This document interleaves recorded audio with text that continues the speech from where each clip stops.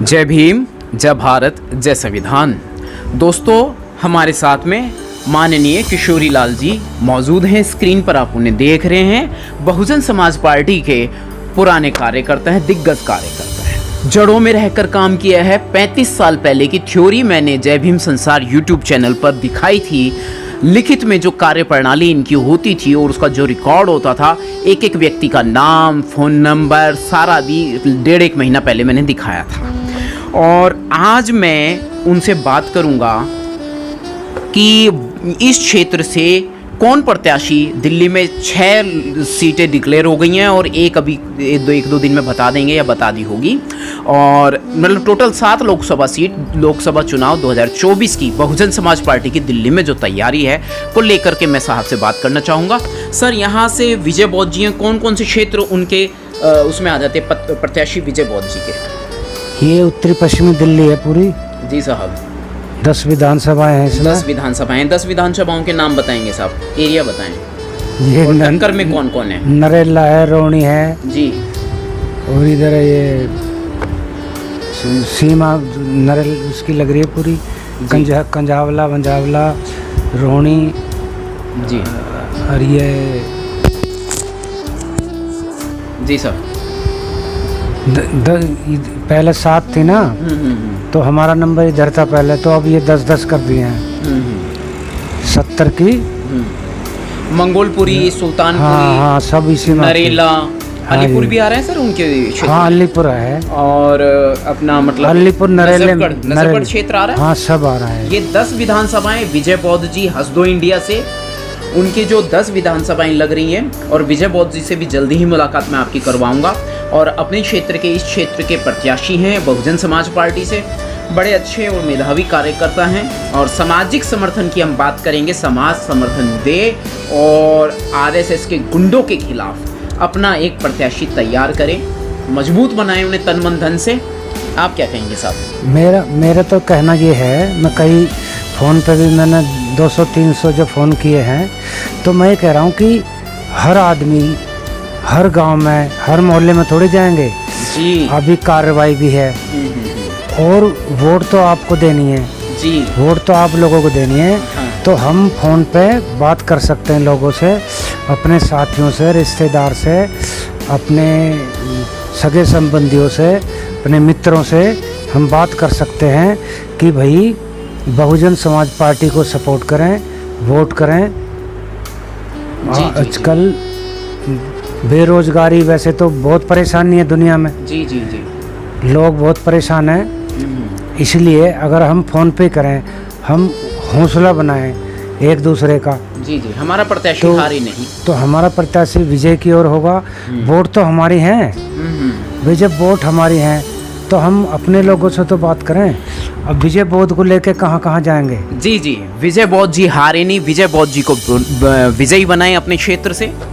हाँ, तो जैसे कोई भी प्रत्याशी है जी, और ये तो समाज में कार्यकर्ता हैं, पुराने कार्यकर्ता हैं ये। जी, मिर्चपुर कांड और कौन कौन से कांड में रहे ये बहुत एक्टिव रहे, पुराने क्रांतिकारी हैं। क्रांतिकारी अम्बेडकर कॉलेज में ना इनकी लाइब्रेरी है जी, अम्बेडकर लाइब्रेरी से इनकी पहचान है जी। और ये समाज में काम किया है इन्होंने, हरियाणा में भी काम किया है, दिल्ली में भी काम किया है। तो बड़े सुलझे हुए व्यक्तित्व हैं। हाँ, पढ़े लिखे भी हैं, एजुकेटेड पर्सन है। हाँ, तो मैं तो ये कह रहा हूँ कि सबका काम है। ये सभी लोग अपने स्तर पे अगर 10 फ़ोन भी कर सकते हैं, 20 कर सकते हैं, 30 भी, 50 भी। जब मैं इतनी परेशानी में हूँ, लेकिन मैं 250-300 कर चुका हूँ, मैं 1000 भी कर दूँगा, 1000 से ऊपर कर दूँगा। जी साहब, ठीक है।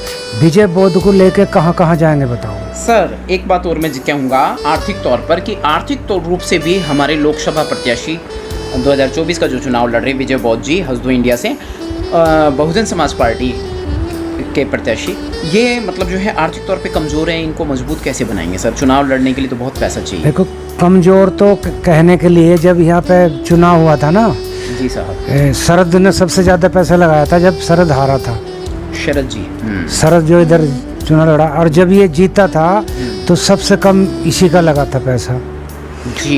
ये पैसे के मतलब मीनिंग नहीं है। The people get leadership what they deserve. क्या बात। मैं बार बार ये कहता हूँ, बाबा साहब ने जो कहा है कि लोग तो तैयार हों, लोग तैयार हों वोट देने के लिए, और उनका काम है वोट देने का, सपोर्ट करने का, वोट करने का, लोगों तक बात पहुंचाने का।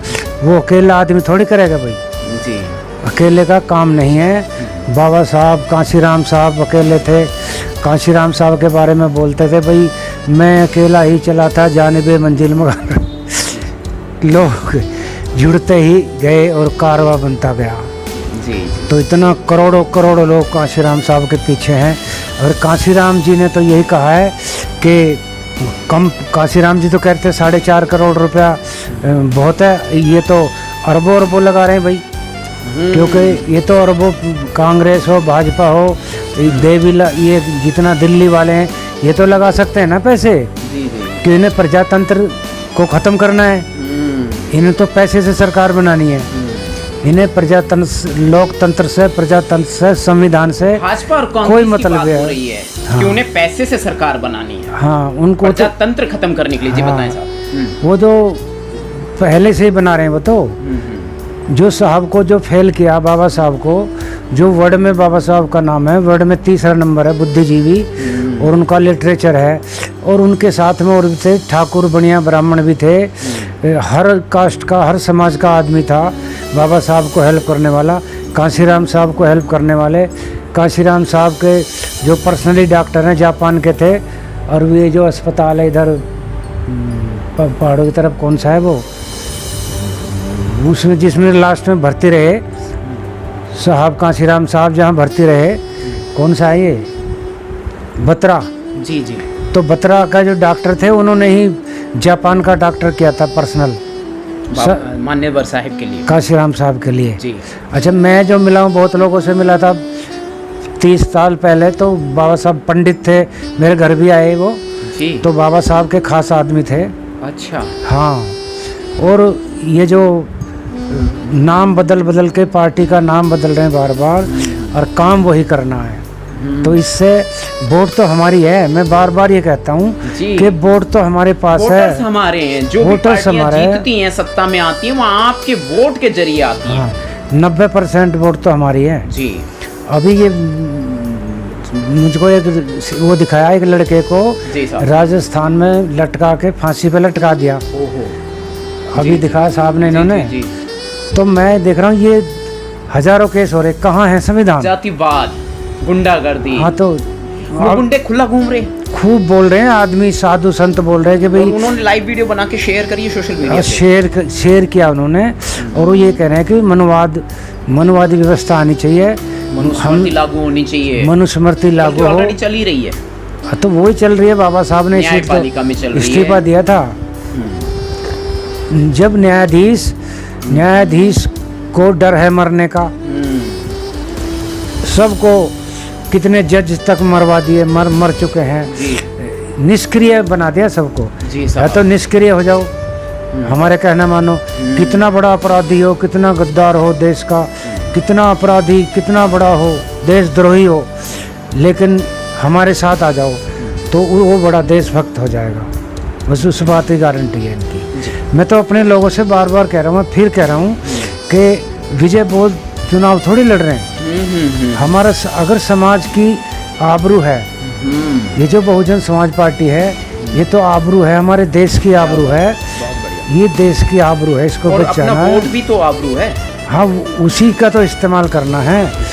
जो विरोध करने वाले थे बाबा साहब के सामने कि भाई सबको अधिकार नहीं होना चाहिए, गांधी जी मरने से बचे, जो 8 दिन तक बैठे रहे मरने के लिए, मरण अनशन किया गांधी ने डर के मारे, लेकिन पूना पैक्ट बनाया। पूना पैक्ट में बहुत बड़ी हार थी बाबा साहब की। पूना पैक्ट से जो हार हुई है, उसमें एक से एक गिरा हुआ दलाल वो आया और उसने समाज का गुमराह, समाज को, नाम तो समाज का रहा, लेकिन उसने काम दूसरे लोगों का किया। यही अब भी हो रहा है, शायद अब भी यही हो रहा है। तभी मनुवाद वो रामराज, एक रामराज, लोगों की हत्या की जा रही है। एक रामराज है इधर, वो कभी वो बन जाता है, क्या बनता है वो। दूसरी कड़ी में लेते हैं साहब, रामराज की बात जो दूसरी कड़ी में लेंगे। अभी जो हम बात करेंगे, विजय बौद्ध जी को सफल बनाएं, वोटर विजय बौद्ध जी की जो लड़ाई है ये हमारी है, हमारे समाज की लड़ाई है, ये राष्ट्रीय लड़ाई है, ये इतने सभ्य और इंटरनेशनल शालीन व्यक्तित्व हैं विजय बौद्ध जी। मैंने रात को उनको फोन किया तो उनका कोई फोकस इस पे, मतलब जो चुनाव तो लड़ रहे हैं वो जी जान से तन मन धन से समर्पित हैं, लेकिन ऐसा लोलुपता नहीं है, लालच नहीं है उनमें। मैंने ये पाया करीब से। तो मैं तो ये कह रहा हूँ उनके बारे में सभी लोगों को बार बार ये कहता हूँ, मैं ज़्यादा पढ़ा लिखा हूँ या नहीं हूँ, जैसा चाहे मुझे जीरो समझो, नहीं साहब, आप तो बहुत काम कर चुके हैं पुराने समय में और अब भी कर रहे हैं। लेकिन मैं कह रहा हूँ विजय बौद्ध चुनाव नहीं लड़ रहे, हम लड़ रहे हैं, कार्यकर्ता लड़ रहे हैं, समाज की लड़ाई है ये, समाज को जिताने, ये नेताओं की नहीं है। आपके बच्चों की लड़ाई लड़ रहे हैं, आपके परिवार की लड़ाई लड़ रहे हैं, आपके हक अधिकार, आपके स्वरोजगार की, आपके रोजगार की, आपकी सरकारी नौकरियों की लड़ाई लड़ रहे हैं। बहुजन समाज पार्टी आपके साथ है। 6 लाख जनरल कैटेगरी के लोगों को बिना किसी जाति भेद के बहन जी मायावती ने अपने शासन काल में यूपी से सरकारी नौकरियों में जगह दी थी और हर समाज का काम किया, कोई भी काम किया, यही तो जहर हो गया। चाहती तो अपने समाज को मजबूत कर लेती, नहीं ऐसा नहीं कर सकती बहन जी अपने सर्व जो हमारे जनहिताई की बात करती सब सर्व जनहिताई सबका काम किया, सबका काम। आप इतिहास हर समाज देख सकते हैं, वो यूनिवर्सिटीज में क्या हमारे समाज के बच्चे पढ़ रहे हैं क्या, जो बहन जी ने अपने शासनकाल में बनवाई थी उधर?